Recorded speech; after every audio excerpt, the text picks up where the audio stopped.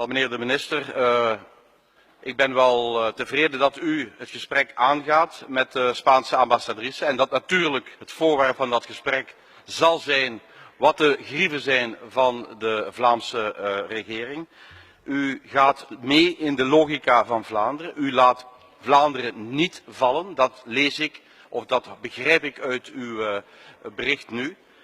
Ten tweede, het is natuurlijk wel de omgekeerde wereld en dat mag ook wel eens gezegd worden.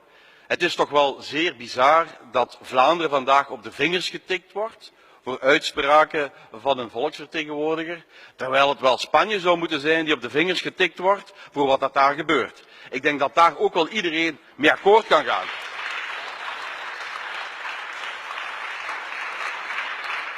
Democratisch verkozen politici die zonder proces vandaag nog in de gevangenis zitten.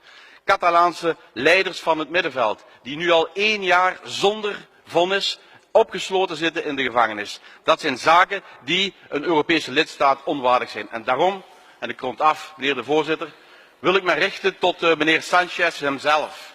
Als u de logica doortrekt en u gaat de diplomatiek vertegenwoordiger in Vlaanderen terugtrekken omdat een Vlaams volksvertegenwoordiging uitspraken doet over Spanje, wel, ik ben federaal volksvertegenwoordiger en ik ga hier in dit parlement, in dit federale parlement, uitspraken doen zoals Peumans. Ik vind dat Spanje vandaag onwaardig is om een lidstaat te zijn van Europa, zolang die politieke gevangenen niet vrijgelaten worden.